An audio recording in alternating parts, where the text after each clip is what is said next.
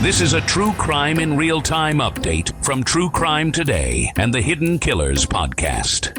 There are stories that bubble beneath the surface of industries built on glamour, fame, and power.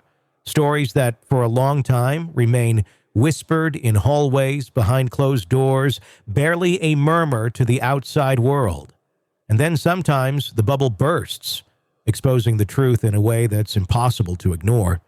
This is one of those stories, and at the center of it all, a woman with a mission to bring to light what she says has been hidden for far too long. Dorothy Carvello, a name that many in the music industry might remember from decades ago, is making herself known again, this time with a very different purpose. Carvello was once the only female talent scout at a major record label in the 1980s, a time when the music industry was both a circus and a battlefield. She worked under powerful men who would go on to shape the careers of some of the biggest names in music. Sean Diddy Combs was one of those names.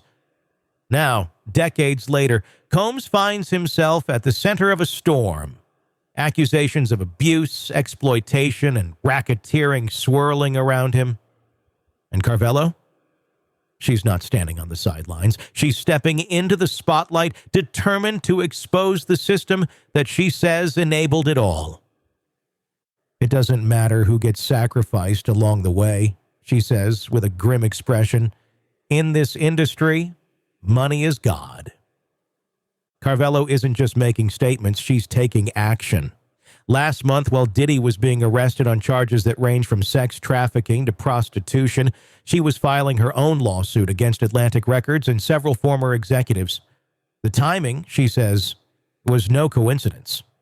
She's accusing the men who ran these companies of fostering a culture of silence, one that allowed the exploitation of women to continue unchecked.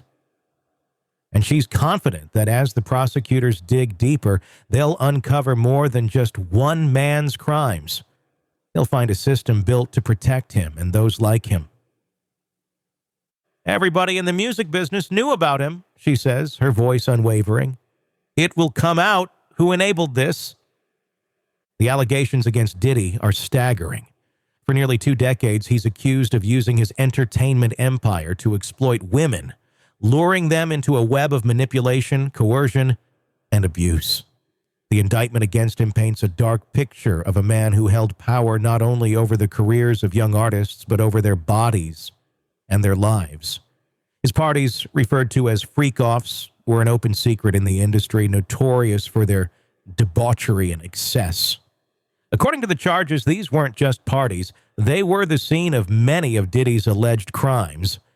It was at these events, prosecutors claim, that much of the abuse took place. Diddy's associates, they say, would book hotel suites, recruit sex workers, and ensure that there were drugs available to coerce partygoers into compromising situations.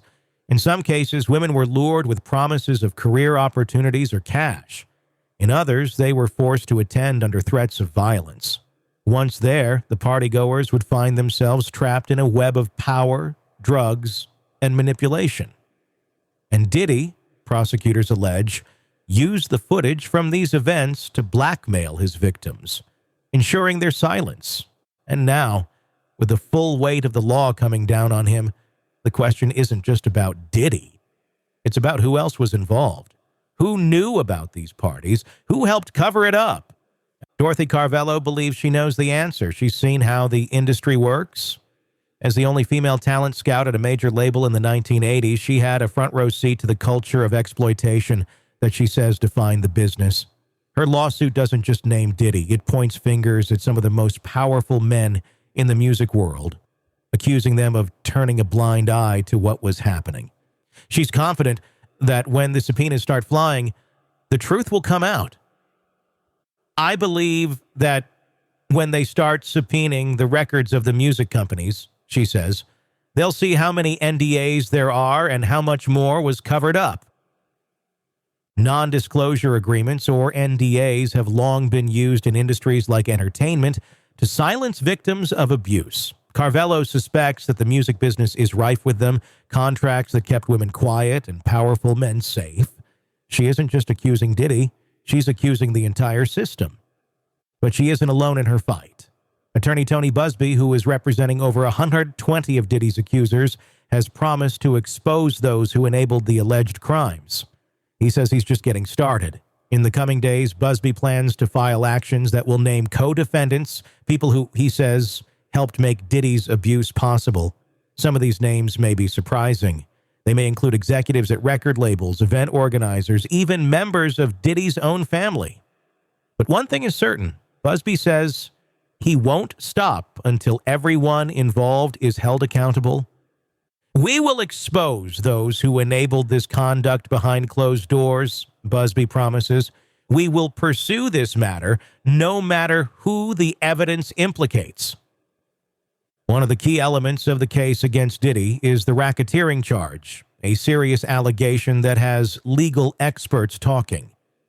Racketeering, a charge often associated with organized crime, implies that Diddy didn't act alone. It suggests that he had a network of people working with him, facilitating the abuse, covering it up, and ensuring that his empire continued to run smoothly.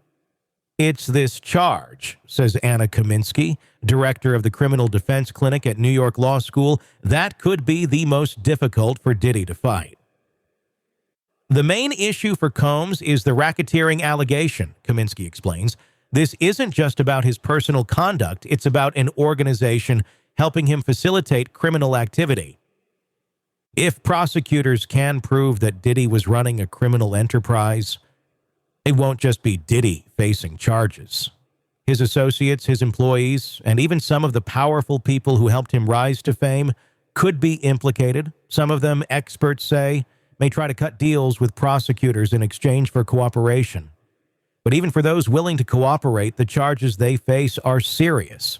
We're talking about sex trafficking, forced labor, kidnapping, arson, bribery, obstruction of justice, the kind of charges that carry long prison sentences and the potential to end careers. Mark Curry, a hip-hop artist signed to Diddy's label, Bad Boy Records, has already begun speaking out about what he saw. In an interview on the Art of Dialogue podcast, Curry talked about witnessing women being drugged at parties. We would go to the club, and there would be 2 lines of bottles, Curry said, regular Moet and others that made the girls real slippery. We knew what the drill was. Curry's words are damning. He describes an environment where this behavior wasn't just accepted, it was part of the culture. We didn't see nothing wrong with it, he admits. It was part of hip-hop culture. But as the allegations mount, the culture that once protected Diddy is crumbling. The parties, the money, the influence, it all seems to be catching up with him. And for Dorothy Carvello, that's exactly what she's been waiting for. Carvello's own lawsuit filed against Atlantic Records and some of the biggest names in the music industry alleges that this culture of silence didn't just happen. It was created, sustained, and protected by the people at the top. These executives, she says, were more interested in making money than protecting women. And now she's ready to expose them. She's also taking a more personal approach. Carvello has started buying stock in some of the major music companies, including Warner and Universal. By doing so, she gains the rights of a shareholder, which allows her to request copies of sexual misconduct complaints, settlement agreements, and board minutes related to harassment cases. It's a bold move, but for Carvello, it's all part of her mission to clean up the industry she once loved. I love the industry, she says. That's why I'm doing this. I'm cleaning it up so women coming up behind us don't have to suffer. It's a fight that's far from over. Diddy, who is currently being held at the Metropolitan Detention Center in Brooklyn, has pleaded not guilty to all charges. His legal team maintains that he's innocent, describing him as an imperfect person but not a criminal. They've vowed to fight the charges in court, and Diddy himself has issued a statement saying, "Enough is enough. For the last couple of weeks, I have sat silently and watched people try to assassinate my character, destroy my reputation, and my legacy." But as the trial looms, set for May 2025, the weight of the allegations against him continues to grow. More women are coming forward, more accusations are being made, and the prosecutors seem determined to dig as deep as they can. The racketeering charge, in particular, is a dangerous one for Diddy. If convicted, he could face life in prison. And for the people around him, the ones who allegedly helped him along the way, the consequences could be just as severe. As Carvello's case makes its way through the courts, it's clear that this is more than just a legal battle. It's a reckoning, one that has the potential to shake the music industry to its core. The world of glamour, fame, and power is being peeled back, layer by layer. And what's underneath is far from pretty. For Dorothy Carvello, though, this fight is personal. She's determined to bring justice to the women who were silenced and to make sure that the next generation doesn't have to face the same horrors she did. We're just scratching away at it, says Mark Curry. But once we get to see and understand the true story of what's going on, then you kind of can understand why it took so long. Because it's not just about one person, it's about several.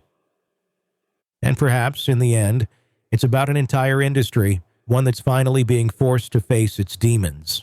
In a world where the darkest secrets lie just beneath the surface. They said it was an accident, but the evidence says otherwise. Where hidden killers roam, unnoticed, in the shadows. I think you would definitely be looking at a blend of toxic, very bad narcissistic personality traits, and they will be vengeful and possibly resort to violence. Join Tony Bruschi as he uncovers the truth behind the most chilling cases. They said it was an accident, but the evidence clearly says otherwise. Each episode, we dig deep into the minds of those who commit the unthinkable. To your point on narcissism, he thinks in his own mind how witty he is. Yeah. But he lost that jury. I was done with him in 2 minutes. From unsolved mysteries to infamous crimes. Geez, you've just talked about how you've taught yourself how to do everything under the sun.